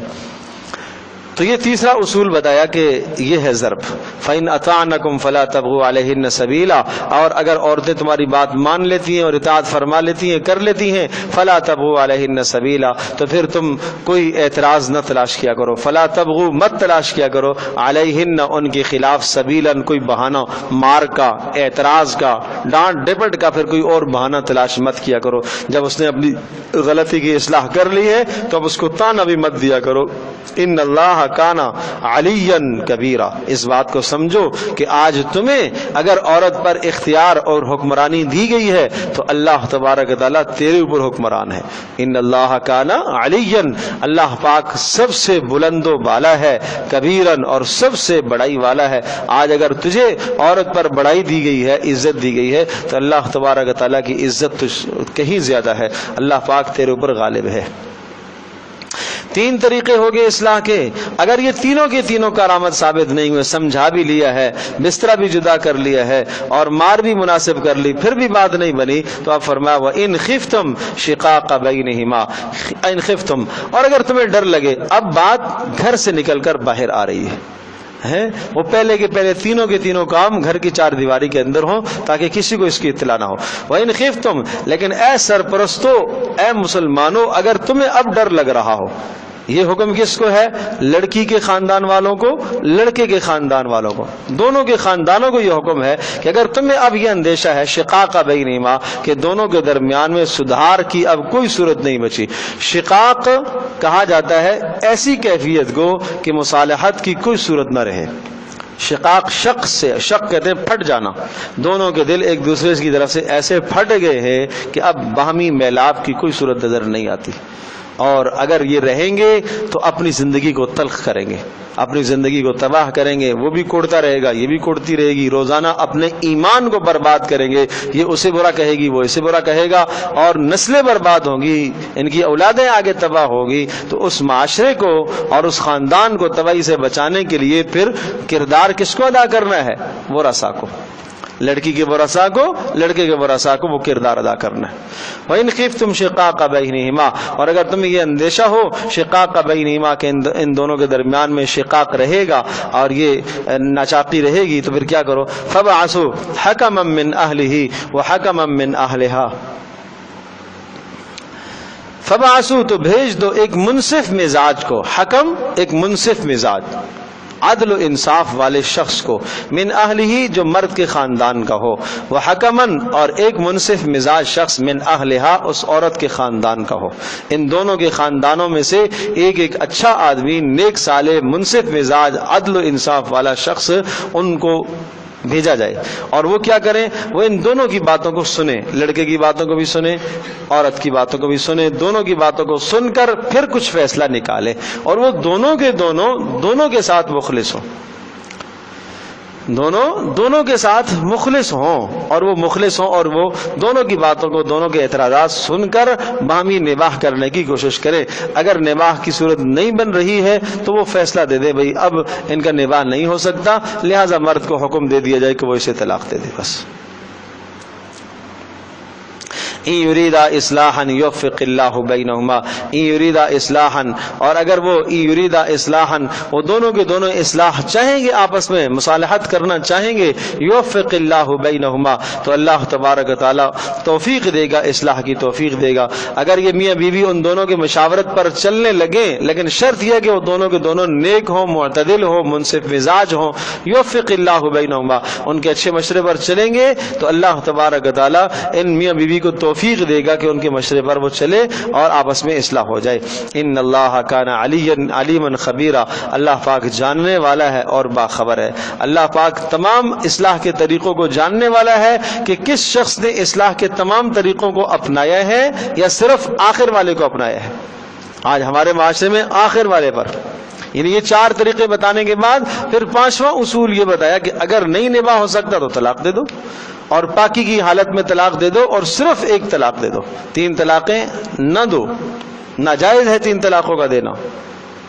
ہاں وہ علیحدہ بات ہے کہ کوئی آدمی 3 طلاقیں دے دیتا ہے تو واقع تو ہو جاتی ہے، وہ تو زہر ہے، اس نے اثر تو کرنا ہے، لیکن حق یہ بتایا کہ اب مرد پاکی کی حالت میں کتنا پیارا اصول اسلام نے دیا ہے، لیکن آج مرد اس سے غافل ہے، مردوں کو طلاق کے مسائل یاد ہی نہیں ہے، احکام پتہ ہی نہیں ہے کہ طلاق دینے کا طریقہ کیا ہے۔ حالانکہ ایک مرد کی ذمہ داری ہے کہ نکاح جب وہ کرے تو یہ سارے مسائل سیکھے، پہلے نکاح کے متعلق مسائل سیکھے، تجارت کرنے جا رہا تجارت کے متعلق مسائل سیکھے، روزہ آیا ہے روزے کے متعلق مسائل جانے، نماز کے متعلق مسائل جانے۔ تو کیا طریقہ بتایا طلاق کا کہ پاکی کی حالت میں، اور عجیب بات، عجیب ایسی پاکی جس پاکی میں قربت نہ ہوئی ہو، ازدواجی تعلق قائم نہ ہوا ہو، اس پاکی میں طلاق دی جائے۔ یہ جذباتی فیصلہ نہیں ہے، یہ حوصلے کا فیصلہ ہے، یہ زندگی کا فیصلہ ہے، اور یہ بچوں کی زندگی کا فیصلہ ہے۔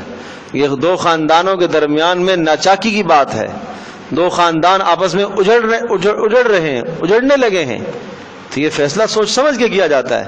یہ نہیں ہے کہ بس ایک دم اس کو غصہ آیا اور آپ میں سے باہر آ گیا اور پھینک دیے 3 الفاظ۔ یہ ظلم ہے، یہ جہالت ہے، یہ بڑا جاہل ہے۔ تو اب کیا اصول بتائیں کہ اگر باہمی کوئی بھی صورت نہیں بنتی ہے تو وہ 2 کے 2 منصف مزاج ان سے کہیں گے کہ بھائی ٹھیک ہے، اب آپ کے درمیان میں نباہ نہیں ہو سکتا، اب مرد کو حکم دے دیا جائے کہ وہ طلاق دے۔ تو طلاق دینے کا مطلب یہ نہیں ہے کہ اسی مجلس میں پرچہ لکھ دے بھائی چلو ختم، نہیں، سوچ و بچار کرے، سوچے، وہ اپنے گھر کی کیفیت کو دیکھے، اپنے گھر کو حال کو دیکھے، وہ پاکی کا وقت ڈھونڈے، پاکی کے وقت کا انتظار کرے۔ اگر عورت ایام میں ہے تو نہ طلاق دے، اللہ کے نبی نے منع فرمایا ہے، دیتا ہے ہو جائے گی، وہ علیحدہ بات ہے، گناہ ہے۔ اور جب پاکی ختم ہو، اس کی ناپاکی ختم ہو گئی، پاکی کی حالت میں جب آئی ہے تو پھر وہ اگر طلاق دینی ہے تو پھر قربت نہ کرے، تو ایسی پاکی جس میں قربت اس نے نہ کی ہو پھر اس کو طلاق دے۔ یہ ناپاکی کی حالت میں کیوں منع فرمایا؟ اس لیے کہ طبعاً اس زمانے میں مرد کو عورت سے کچھ کراہت ہو رہی ہوتی ہے، تو تاکہ جب وہ پاکی کی حالت میں آئے گی تو تاکہ تمہارا دل اس کی طرف اور مائل ہو، اور اس کے بعد تمہیں سوچنے میں ذرا فیصلہ کرنے میں سوچنا پڑے کہ کہیں میں جو فیصلہ کر رہا ہوں جذباتی تو نہیں کر رہا ہوں، غلط فیصلہ تو نہیں کر رہا ہوں۔ اور وہ بھی صرف ایک، سبحان اللہ، 2 نہیں 3 نہیں، صرف ایک طلاق دے دے۔ اب اس کے بعد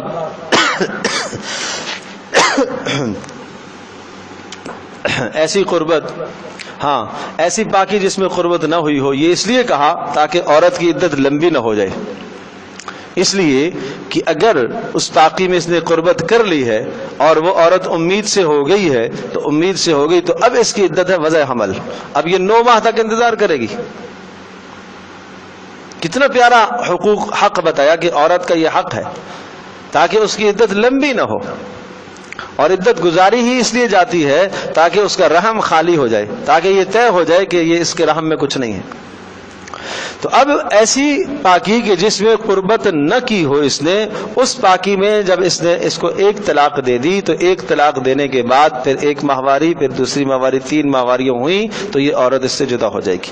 وہ 3 ماہواریاں چاہے 2 ماہ میں ہو جائیں، 2.5 ماہ میں ہو جائیں، 3.5 ماہ میں ہو جائیں، اب یہ عورت اس سے جدا ہو گئی۔ اب اس عورت کو حق ہے کہ یہ دوسری جگہ پر نکاح کر لے، لیکن 3 ماہواریوں کے اندر کسی بھی وقت اگر وہ شوہر کہتا ہے کہ میں رجوع کرنا چاہتا ہوں، وہ صرف اتنا کہہ دے میں نے رجوع کر لیا، رجوع ہو جائے گا، یا وہ قربت اختیار کر لے، ازدواجی تعلق قائم کر لے تو رجوع ہو جائے گا، کسی کو پتہ ہی نہیں چلا، یہ گھر کے اندر کی بات ہے ساری۔ اور وہ عورت بھی بدستور وہاں ہی رہ رہی ہے، اس لیے کہ ابھی 1 طلاق ہوئی ہے اور 1 طلاق کے اندر اس کی وہ بیوی ہے، نہ نفقہ بھی یہ اس کا دے گا، اس کی ساری ضروریات کا بھی وہ خیال رکھے گا۔ یہ یوں نہیں ہے کہ بس آپس میں لڑائی ہو گئی تو لڑائی ہونے کے بعد بس ہم نے ایسا کرنا ہے کہ میری اس کے ساتھ پکی دشمنی اور اس کی میرے ساتھ دشمنی، یہ غلط ہے بھائی۔ اور اس عورت کو معاشرے کے اندر اب جینے کا حق ہی نہ دیا جائے، یا مرد کو اب جینے کا حق نہ دیا جائے اگر اس نے طلاق دی تو یہ اسلام نے عورت کے حقوق بتائے۔ اور تو اس 1 طلاق دینے میں تو ایک فائدہ تو یہ بتایا کہ اگر جب بھی رجوع کرنا چاہے رجوع کی گنجائش ہے، عدت کے اندر جب بھی رجوع کرنا چاہے، اور اگر عدت گزر گئی تو وہ اس سے جدا ہو جاتی ہے، پھر بھی اس کے پاس یہ چانس موجود ہے کہ اب اگر دوبارہ اس سے تعلق قائم کرنا ہے تو تجدید نکاح ہے، نیا نکاح کرے گا دوبارہ سے۔ عدت مکمل ہو گئی، 3 ماہواریاں اس کی ہو گئی، اب تک رجوع نہیں کر سکا، بعد میں اس کو خیال آیا کہ چلو مجھے رجوع کرنا ہے، یا اس نے اپنے تمام باتوں سے توبہ کر لی ہے، اسے کوئی رشتہ نہیں ملا یا نہیں کرنا چاہ رہی ہے کہیں اور، بچوں کی زندگی کا مسئلہ ہے، وہ واپس یہاں آنا چاہ رہی ہے، تو کوئی مسئلہ نہیں، 2 گواہوں کو بٹھاؤ، 2 گواہوں کی موجودگی میں نئے سرے سے ایجاب و قبول ہو جائے، بس زندگی گزارے۔ کتنے خوبصورت احکام اسلام نے ہمیں بتائے۔ اس لیے 3 طلاقوں سے روکا جاتا ہے، منع کیا جاتا ہے، لیکن اگر 3 طلاقیں اس نے دے دی تو پھر یہ سارے راستے ختم ہو جاتے ہیں۔ جو عورت خلا کا مطالبہ کرے تو اس میں مرد سائن کر دیتا ہے، 3 طلاقیں واقع رہتی ہیں، اس کا بھی اس میں بھی 3 طلاقیں وہ دے گا، خلا کی صورت میں بھی وہ 3 طلاقیں، یعنی وہ خلا جو ہوتا ہے وہ حقیقت میں طلاق بالمال ہے، مال وصول کر کے طلاق دینا، گویا کہ وہ عورت مرد سے خلاصی چاہ رہی ہے، مرد خلاصی نہیں چاہ رہا، مرد کا مسئلہ نہیں ہے، اس جگہ پر عورت خلاصی چاہ رہی ہے، تو عورت کو جب خلاصی لینی ہے تو اس کے لیے کیا شریعت نے خلا مقرر کیا ہے کہ وہ خلا کا دعویٰ دائر کرے اور وہ خلا کی بات رکھے اور اس کو کچھ مال کی لالچ دے تاکہ اس مال کی لالچ پر وہ اس کو طلاق دے دے، یہ طریقہ ہے۔ اس میں رجوع کی گنجائش؟ جی رجوع کی گنجائش ہے، اس میں یہ ہے کہ اگر وہ رجوع کرتا ہے تو پھر دوبارہ وہ تجدید ہے، چونکہ یہ طلاق بائن کہلاتی ہے تو اس لیے دوبارہ تجدید نکاح ہوگا، خلا والی صورت میں نکاح دوبارہ ہوگا، ہاں 3 ماہواریوں کے اندر، ہاں وہ دوبارہ سے نکاح کرے گا۔ 3 ماہواریوں کے بعد بھی اسے نکاح کی اجازت ہے، جب تک اس کا نکاح کہیں اور نہ ہوا ہو تو نکاح دوبارہ کر سکتا ہے اس کے ساتھ. خلا والی صورت میں بھی نکاح کیا جا سکتا ہے. غرض یہ کہ 3 طلاقیں جب تک نہ ہوں، جب تک 3 طلاقیں نہ ہوں تو اس میں عدت کے اندر اندر ہے تو رجوع کر سکتا ہے، عدت گزر جاتی ہے تو پھر اس میں تجدید نکاح ہے، دوبارہ نکاح کر سکتا ہے. لیکن اگر 3 طلاقیں ہو گئی ہیں تو پھر کوئی صورت نہیں ہے سوائے شرعی حلالے کے. تو یہ بڑے اہم احکام ہیں، یہ مردوں کو بھی جاننے کی ضرورت ہے، عورتوں کو بھی جاننے کی ضرورت ہے. وَاعْبُدُوا اللَّهَ وَلَا تُشْرِكُوا بِهِ شَيْئًا وَبِالْوَالِدَيْنِ إِحْسَانًا. یہ سارے احکام ذکر کرنے کے بعد پھر انسان کا اس دنیا میں جو مقصد زندگی ہے وہ اللہ کی بندگی ہے، تو پھر بات آئی بندگی کی طرف کہ کہیں ایسا نہ ہو کہ ان گھر کے احکام کے اندر رہ کر، ان گھر کے مسائل میں الجھ کر تم اللہ کی بندگی سے بھول جاؤ. ساری زندگی میاں بیوی کی لڑائی لڑائی لڑائی لڑائی چلتی رہی. نمازوں میں جا رہا تو اللہ کا بندہ وہاں پر بھی یہی سوچ رہا ہے، وہ بھی ادھر یہی سوچ رہی ہے. یہ کیا زندگی ہے؟ یہ تلخ و رجیرن زندگی ہے. وَاعْبُدُوا اللَّهَ، اللہ کی بندگی کرو، وَلَا تُشْرِكُوا بِهِ شَيْئًا، اور اس کے ساتھ کسی کو شریک نہ ٹھہراؤ. اور اللہ تبارک و تعالیٰ کی بندگی سے کبھی بھی غافل نہیں ہونا چاہیے.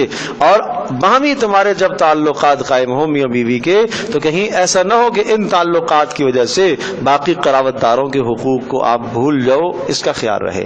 وَبِالْوَالِدَيْنِ إِحْسَانًا، ماں باپ کے ساتھ حسن سلوک کرتے رہنا. یہ حکم مرد کو بھی ہے اور یہ حکم عورت کو بھی ہے کہ شادی ہونے کے بعد بھی اور شادی سے پہلے بھی ماں باپ کے ساتھ وہ حسن سلوک کرتا رہے. اور اسی طرح سے عورت کو بھی یہ حکم ہے کہ وہ اپنے والدین کی خیال رکھے اور ان کی نگہداشت اور ان کی خیالداری کرتی رہے.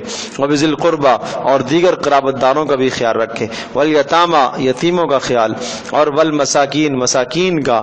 والجار ذی القربى، اور وہ پڑوسی جو قرابت دار ہیں. پڑوسی کئی قسم کے ہوتے ہیں، کچھ وہ پڑوسی ہوتے ہیں کہ جو قرابت دار بھی ہوتے ہیں، رشتہ دار بھی ہوتے ہیں.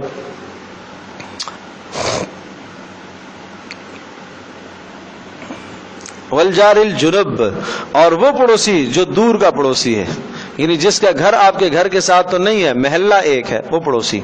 والصاحب بالجنب، اور وہ پڑوسی جو پہلو میں بیٹھنے والا ہے. اب یہ پہلو میں بیٹھنے والا پڑوسی، ساتھ والا پڑوسی، اس کی تفسیریں مفسرین نے کئی لکھی ہیں. ایک یعنی سارے کے سارے اس میں شامل ہیں کہ پہلو کا پڑوسی ایک گھر کے اندر رہنے والے جو لوگ ہیں ہر ایک دوسرے کے لیے پہلو کا پڑوسی ہے. میاں بیوی کے لیے، بیوی میاں کے لیے، بہن بھائی ایک دوسرے کے لیے، اولاد والدین اولاد کے. یہ پڑوس ہے نا کہ گھر کے اندر ایسا ایک فرد عمل نہ کرے جس سے باقی افراد کو اذیت ہو. بھائی اس طرح سے کوئی عمل نہ کرے کہ باقی بھائیوں کو تکلیف ہو.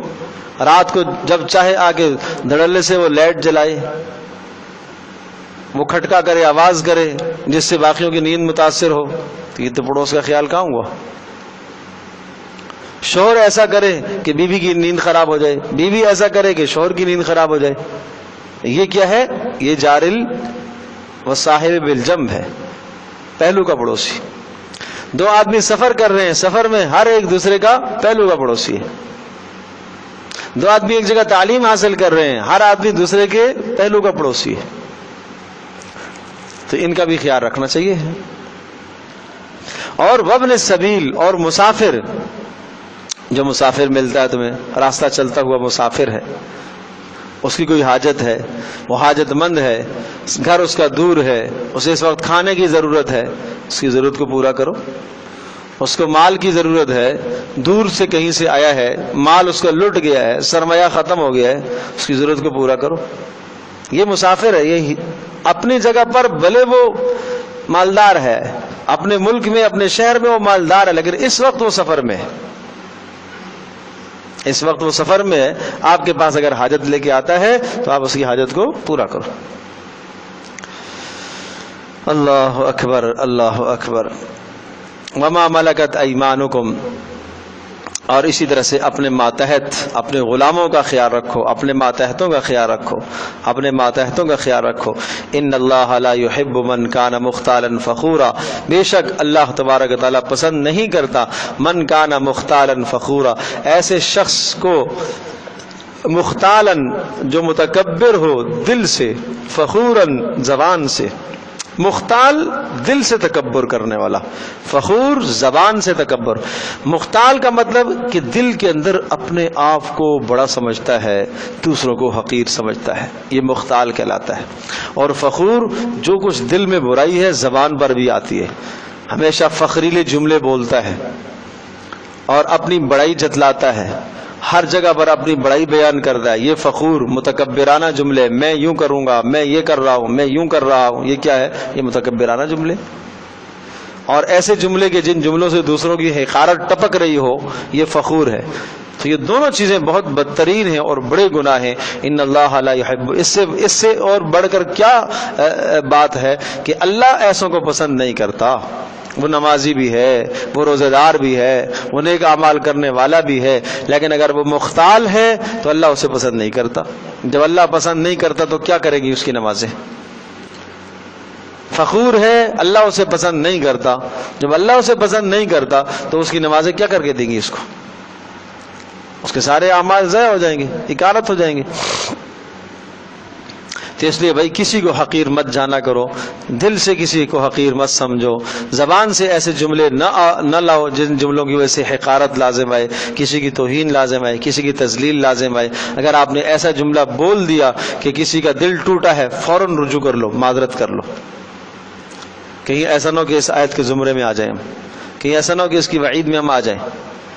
ذرا سا کوئی بات ہو گئی ہے کہ آپ نے دیکھا ہے کہ نہیں یہ میری زبان سے جو جملہ نکلا نا نہیں نکلنا چاہیے تھا، یہ متکبرانہ جملہ ہے، فوری اللہ سے معافی مانگنی چاہیے۔ اللہ اکبر، اللہ اکبر۔ آدمی اپنے جملوں سے پکڑا جاتا ہے، اپنے جملوں کی وجہ سے پکڑا جاتا ہے، ایسے جملے بولتا ہے اللہ کی طرف سے پکڑا جاتی ہے سخت۔ الذین یبخلون ویأمرون الناس بالبخل، یہاں ایک صورت یہ بھی مستثنا ہے کہ اگر کوئی آدمی تحدیث بالنعمہ کے طور پر کوئی آدمی اگر ایسی بات ذکر کر دیتا ہے تو وہ اس سے مستثنا ہے۔ تحدیث بالنعمہ ایک ہے اپنی بڑائی بیان کرنا، ایک ہے تحدیث بالنعمہ کے طور پر ذکر کرنا۔ سمجھو ایک آدمی نیک عمل کر رہا ہے اور ہر جگہ اس عمل کو جتلا رہا، میں نے یہ کیا، میں نے وہ کیا، میں نے ایسا کیا، میں نے ویسا کیا، اور مقصد اس کو ان جملوں کے ذریعے سے دوسروں پر اپنی فوقیت جتلانا ہے، یہ تکبر ہے۔ ایک آدمی اگر کوئی نیک عمل کیا ہے، اس نے اللہ نے اس کو توفیق دی ہے، اس نے کہیں کسی جگہ پر مال خرچ کیا، اس نے کوئی خیر کا کام کیا، لیکن اگر اس خیر کے کام کو بطور کارگزاری کے کسی کے سامنے ذکر کرتا ہے تاکہ دوسروں کو ترغیب ہو، اور دوسروں پر برتری جتلانا مقصد نہیں ہے تاکہ دوسروں کو ترغیب ہو، اور اللہ پاک نے اسے ایک نعمت عطا فرمائی ہے کہ ایک نیک کام کرنے کی توفیق دی ہے، اس نعمت کا بیان کرنا، تحدیث بالنعمہ کا معنی نعمت کو بیان کرنا کہ اللہ نے مجھے یہ نعمت عطا فرمائی، اسے بیان کرنے کا اگر یہ اس طرح سے کرتا ہے تو یہ منع نہیں ہے، لیکن اس وقت بیان کرتے وقت یہ اپنے دل کو ٹٹولے کہ کہیں اس جملے سے دوسرے پر میں اپنی بڑائی تو نہیں جتلا رہا ہوں، اگر بڑائی جتلا رہا ہے تو یہ حرام ہے۔ سمجھے جی؟ اصل میں کچھ چیزیں ایسی ہیں نا، ان کو سمجھنے کی ضرورت ہے، بڑی باریک باتیں ہیں۔ دو ملک جو ہوتے ہیں اور جہاں دو ملکوں کے بارڈر آپس میں مل رہے ہوتے ہیں، تو جب وہ بارڈر آپس میں ملتے ہیں تو ایک فرلانگ کا فاصلہ ہے، مثال کے طور پر 1 کلومیٹر کا فاصلہ ہے، بیچ میں بارڈر حائل ہے، بارڈر سے اس طرف کا آدمی اور بارڈر سے اس طرف کا آدمی، زبان بھی ایک ہوگی، شکل بھی ایک ہوگی، رنگ بھی ایک ہوگا، لیکن وہ دوسرے ملک کا ہے، یہ اس ملک کا ہے، وہ وہاں کا شہری، یہ یہاں کا شہری۔ اجنبی آدمی کے لیے پہچان کیا ہے؟ مشکل ہے نا۔ بالکل اسی طرح سے کچھ چیزیں ایسی ہیں، ایک ہے استغنا، ایک ہے تکبر۔ استغنا اور تکبر کے بارڈر قریب قریب ہیں۔ استغنا محمود ہے، مطلوب ہے کہ آپ استغنا کرو، لیکن تکبر مذموم اور برا ہے۔ یہ سمجھنا ہے کہ کہیں ایسا تو نہیں ہے کہ یہ میں استغنا کے بجائے تکبر کر رہا ہوں، یہ سمجھنے کی ضرورت ہے۔ تحدیث بالنعمہ میں کر رہا ہوں، اللہ نے مجھے نعمت عطا فرمائی ہے، اس نعمت کو میں بیان کر رہا ہوں، لیکن کہیں ایسا تو نہیں ہے کہ یہ نعمت میں بیان کرتے کرتے ساتھ ساتھ مختال اور فخور بن رہا ہوں۔ اس کا احساس کیسے ہوگا؟ یہ سمجھنے کی ضرورت ہے، یہ جاننے کی ضرورت ہے، یہ بڑی باریک باتیں ہیں، چھوٹے چھوٹے پردے بیچ میں حائل ہیں۔ بات یہی ہے کہ جب آدمی کسی صحبت میں جڑتا ہے بیٹھتا ہے تو پھر یہ ساری چیزیں سمجھ میں آتی ہیں نا. استغنا کس کو کہیں گے, تکبر کس کو کہیں گے, مصلحت کیا ہے, مداحنت کیا ہے. اللہ اکبر, سمجھنے کی ضرورت ہے. مداحنت بری چیز ہے, مصلحت اچھی چیز ہے. نرم پالیسی اختیار کر رہا ہے, ایک ہے مصلحت کی وجہ سے کر رہا ہے, ایک ہے مداحنت, یہ برا ہے. سمجھے جی. تو یہ دونوں, اچھا سخاوت, مال خرچ کر رہا ہے اچھی چیز ہے, اسراف بری چیز ہے. دونوں کے بارڈر قریب قریب ہے. سمجھنا ہے کہ یہ میں اسراف کر رہا ہوں یا یہ سخاوت کر رہا ہوں, یہ سمجھنے کی ضرورت ہے. جہاں میں مال خرچ کر رہا ہوں کہاں یہ جگہ ہے خرچ کرنے کی یا نہیں ہے. خرچ کرنے کی جگہ ہے تو خوب خرچ کرو, سمجھے جی. تو یہ سمجھنے کی ضرورت ہے. بہرحال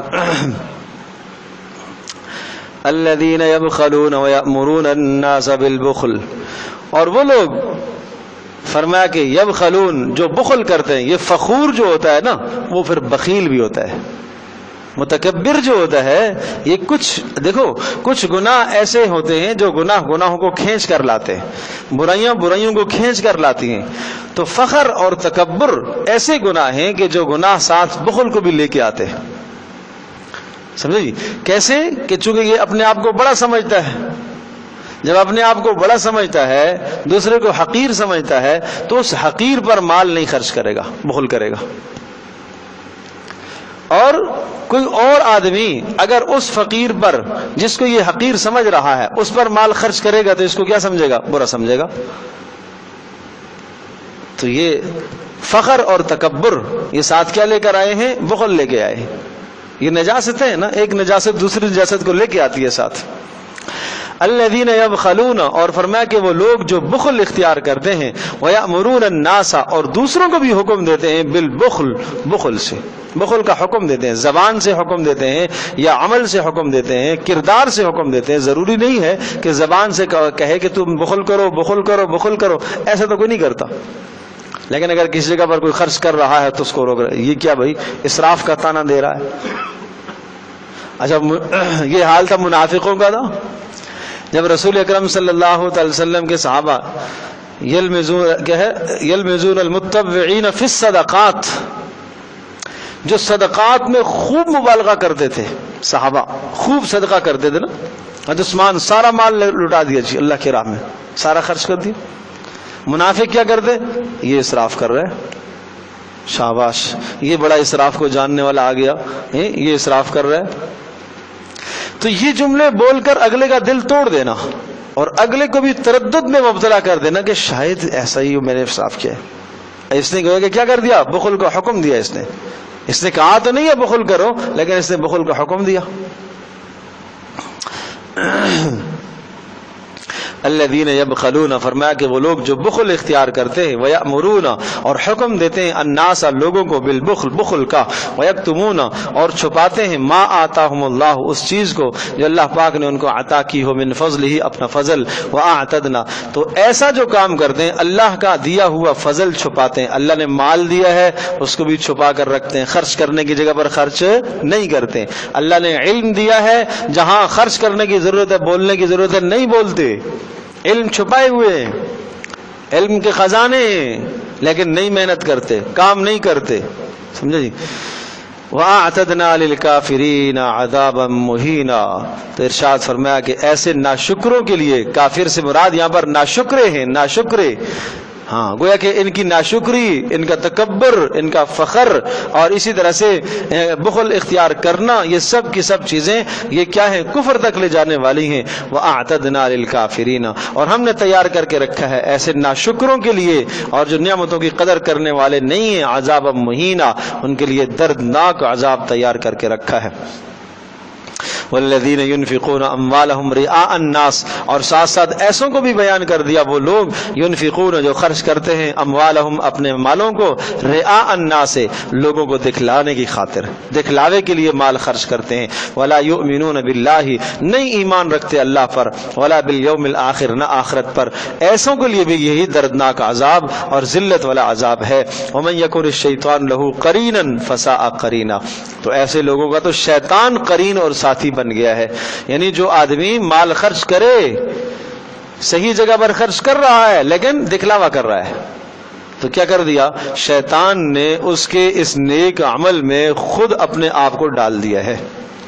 شیطان نے اپنا حصہ متعین کر لیا بیچ میں. یہ خرچ کرنا کس لیے ہونا چاہیے تھا؟ اللہ کی رضا کے لیے.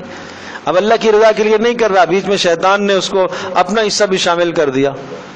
اور اس نے تو کہا تھا کہ میں اللہ تیرے بندوں کے اعمال میں اپنا حصہ نکالوں گا, اور یہی حصہ ہے کہ یہ عمل خالص اللہ کے لیے ہونا چاہیے تھا, بیچ میں ریاکاری آ گئی.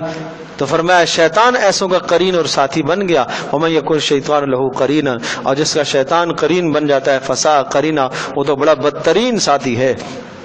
وَمَاذَا عَلَيْهِمْ لَوْ آمَنُوا بِاللَّهِ وَالْيَوْمِ الْآخِرِ, اور کیا رکاوٹ ہے ان کے لیے, کیا ہوا؟ وَمَاذَا عَلَيْهِمْ, کیا ہوا ان لوگوں کو؟ لَوْ آمَنُوا بِاللَّهِ, اگر یہ اللہ پر ایمان رکھتے اور آخرت پر ایمان رکھتے. وَأَنفَقُوا, اور خرچ کرتے اخلاص کے ساتھ, مِمَّا رَزَقَهُمُ اللَّهُ, جو اللہ نے ان کو دیا ہے. اور اخلاص کے ساتھ کیوں؟ جب اللہ نے دیا ہے تو اللہ کا دیا ہوا اللہ کے نام پر خرچ کرتے. وَكَانَ اللَّهُ بِهِمْ عَلِيمًا, اور اللہ پاک ان کے حالات کو جاننے والا ہے. إِنَّ اللَّهَ لَا يُظْلِمُ مِثْقَالَ ذَرَّةٍ, جب انہوں نے نیکی کی ہے تو اللہ پاک آخرت میں اجر دے گا, ظلم کیا ہے تو اللہ پاک آخرت کے اندر اس کی سزا دے گا. ان اللہ لا یظلم, بے شک اللہ تبارک تعالی ظلم اور زیادتی نہیں کرتا. مثقال ذرہ, ایک ذرے کے برابر بھی اللہ پاک ظلم اور زیادتی نہیں کرتا. وَإِن تَكُ حَسَنَةً, اور اگر کسی شخص کی کوئی نیکی حسن, وَإِن تَكُ حَسَنَةً, اور اگر ہوگی کسی شخص کی نیکی, یضاعفها, تو اس کو اللہ پاک دگنا کرے گا, کئی دگنے کرے گا. اللہ پاک 700 گنا تک اس نیکی کو لے کے جاتا ہے. وَيُؤْتِ مِن لَّدُنْهُ أَجْرًا عَظِيمًا, اور اللہ پاک اپنی طرف سے اور بڑا اجر عطا کرے گا. فَكَيْفَ إِذَا جِئْنَا مِن كُلِّ أُمَّةٍ بِشَهِيدٍ, آگے چونکہ بات اعمال کی جہاں پر آتی ہے اخلاص کی, تو میدان محشر کا تصور دیا جاتا ہے کہ تمہیں اللہ کے سامنے پیش ہونا ہے, قیامت کے دن تم سے حساب کیا جائے گا. فَكَيْفَ إِذَا جِئْنَا, کیا حال ہوگا اس وقت اے نبی, إِذَا جِئْنَا مِن كُلِّ أُمَّةٍ بِشَهِيدٍ, إِذَا جِئْنَا, جب ہم لے کر آئیں گے, من كُلِّ أُمَّةٍ, ہر امت میں, بشہید, ایک گواہ لے کر آئیں گے, یعنی نبی لے کر آئیں گے, اور وہ نبی اس امت پر گواہ ہوگا. وَجِئْنَا بِكَ, اور ہم لے کر آئیں گے آپ کو, علی ہؤلاء شہیدا, ان لوگوں پر ہم آپ کو بھی گواہ بنا کر لے کر آئیں گے. آپ بھی گویا کہ گواہی دیں گے اپنی امت کے بارے میں, اپنی امت کے اعمال کی. یومئذ یود الذین کفروا, اور اس دن کا حال مت سمجھو کیا ہوگا. یومئذ, ہاں اس کو سمجھنے کی ضرورت ہے. یومئذ, تم کیا جانو اس دن, یود الذین کفروا, تمنائیں کریں گے وہ لوگ جنہوں نے کفر کیا. وعصوا الرسول, اور جنہوں نے رسول کی نافرمانی کی وہ تمنائیں کریں گے. کیا تمنائیں کریں گے؟ لو تسوا بہم الارض, کاش آج ان کو مٹی کے ساتھ برابر کر دیا جاتا. لو تسوا بہم الارض, آج ان کو زمین کے ساتھ برابر کر دیا جاتا. مطلب یہ کہ مرنے کے بعد نہ اٹھایا جاتا, ریزہ ریزہ ہو جاتے, آج نہ اٹھائے جاتے. جب یہ تمام جانوروں کو زندہ کیا جائے گا اور حساب و کتاب ہوگا, یہاں تک کہ حدیث پاک میں آتا ہے ایک سینگ والی بکری نے بے سینگ بکری کو اگر مارا ہوگا تو اس کو سینگ دیے جائیں گے اور وہ اس سے بدلہ دلوایا جائے گا. اس کے بعد یہ جو جانوروں کے بدلے ہیں, یہ بدلے ہو کر پھر ان کو فناہ کر دیا جائے گا, یہ ختم ہو جائیں گے, مٹی ہو جائیں گے. اس وقت یہ تمنا کرے گا لو تسوا بہم الارض, کاش کہ مجھے بھی مٹی کر دیا جاتا, آج حساب و کتاب نہ ہوتا. ولا یکتمون اللہ حدیثا, اور کچھ بھی بات نہ چھپا سکیں گے اللہ پاک سے, کوئی بھی چیز نہ چھپا سکیں گے. ولا یکتمون اللہ حدیثا, اللہ پاک سے کوئی بات اس دن, کوئی جرم, کوئی بھی بات نہیں چھپا سکیں گے, سب کچھ وہ سامنے آ جائے گا. اللہ تبارک تعالی ہم سب کے لیے سمجھنا عمل کرنا